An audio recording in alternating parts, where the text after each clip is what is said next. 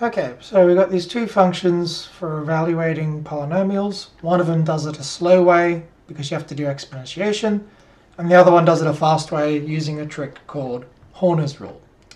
So we want to prove for all lists L, for all particular values x, and for all exponents n, these two functions both evaluate polynomials in the same way. So we're doing list induction. So the first thing to do is state and prove the base case goal. So the base case is the list L is replaced with an empty list. Okay, so I guess I'll start from the left-hand side, which is equal to all this stuff. And then by rule P0, that's just 0. And then 0 times anything is 0. So this is the same as x to the power of n times 0. Why am I doing this? Well, to make it look like the right-hand side, so that's true by maths.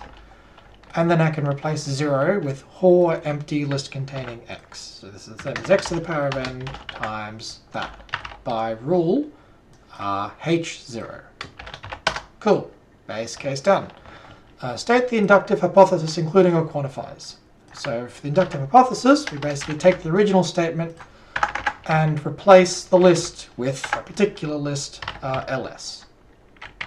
There we go. That's my inductive hypothesis. And I leave all the other quantifiers because everything else I'm proving for any arbitrary value for x and n. And now I'm going to state the step case goal, including or quantifiers. Okay, so the goal for the step case is to prove for the same list ls as above in the inductive hypothesis, but with a new element L attached to the front. And L can be any element, which means it needs to be universally quantified. So for all L, this statement here. I'll move this up so we can easily see my definitions of my functions. There we go.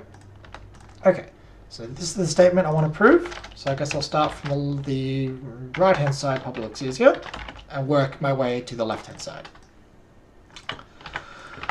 Okay, so what does this thing evaluate to?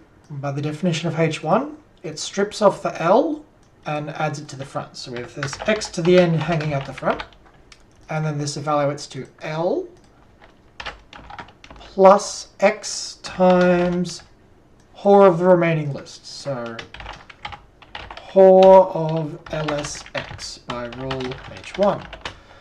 Okay, now what? Can I use my inductive hypothesis yet? Not yet. There's not something that matches, unfortunately. So what I might do is I might push this through the addition. So x to the n times the sum of two things is x to the n times the first thing plus x to the n times the second thing. So if x to the n times L plus x to the power of n times x times whole lsx by maths. Still can't imply my inductive hypothesis, but this thing looks very close to this thing. So what I'll do is I'll shift the x out the front, and then it will look identical. Because multiplication is commutative, of course. So this is the same as this expression, by maths again. And now this part here perfectly matches my inductive hypothesis, so I can replace it. So this will turn into PEV LSXN. There we go, by my inductive hypothesis. And what's my goal? I have to wiggle it until it looks like this. So I probably have to use this rule backwards at some point. What's that going to look like? So we need a PEV without this annoying multiplication on the front, but I could factor that out. So I could bring this x out the front. Actually, that's kind of messy. What I might do is I'll just start from the left-hand side and meet in the middle. That's easier. Let's do that instead. So, because I got stuck, so I'll work from the left-hand side. And then I don't got to mentally juggle what has to be factored out. So what does this evaluate to? Let's just write out the definition. So it's the first thing in the list, L times x to the power of n, plus PEV, the rest of the list, x, and then the exponent increased by 1, by P1. Okay, Well, now we're in a bit of trouble because PEV, the exponent's gotten 1 bigger, right?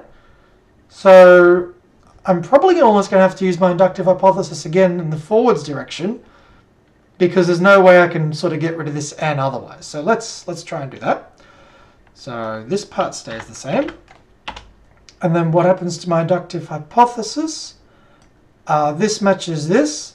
Well, maybe it doesn't. I mean, you might ask me, David, this thing's an n and this thing's an n plus 1. How does that possibly match your inductive hypothesis down here? Well, here the n is universally quantified, so I can shove any value I want in for n, including n plus 1. So I'll copy this section up, but instead the n becomes an n plus 1. Sort of going a bit around in circles here, but that's okay. So, does this match anything above? Yeah, it looks like it matches this line here if I were to just expand it out a little bit. So I can swap this multiplication here by maths. And then I can factor out an x from the x to the n. So this is the same as x times x to the power of n times all this stuff. And we'll put that in brackets just to make it look the same by maths. And that line matches this line here. Cool. So in fact, I didn't need to do that. Aha, there we go. So I worked from the right-hand side and got somewhere. Then I worked from the left-hand side and got somewhere. The two sides match. So that means the statement is proven. In fact, I can make this proof a little cleaner instead of meeting in the middle by sort of doing this part backwards now, attached to the end of this proof here. So what do I do after this step? I do the inductive hypothesis. No, I do maths. And then I do the inductive hypothesis. And then that's just the definition of PEV, which is here on line 61, and that equals the left-hand side. This is not necessary to do. You could have left the proof as it was. There's nothing wrong with expanding from both sides and meeting in the middle, but I think the proof is a little bit cleaner when you sort of work from one side to the other. But once you've worked from both sides to the middle, then it can be rewritten in a linear fashion, but it's not necessary.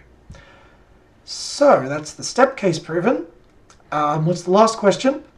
Hence or otherwise prove this thing. So we have this property here, which I guess I'll call question 3b III. And I could use this as a property to prove part 4. So we'll start from the left-hand side.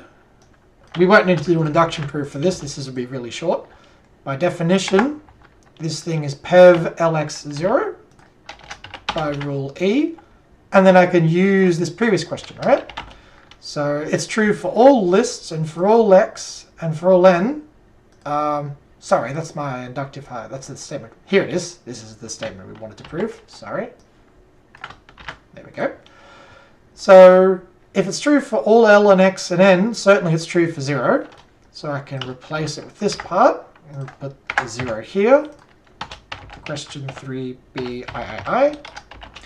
And the next to the 0 is 1. And 1 times anything stays the same. So that's the same as that by maths, which is equal to the right-hand side. And now we're done.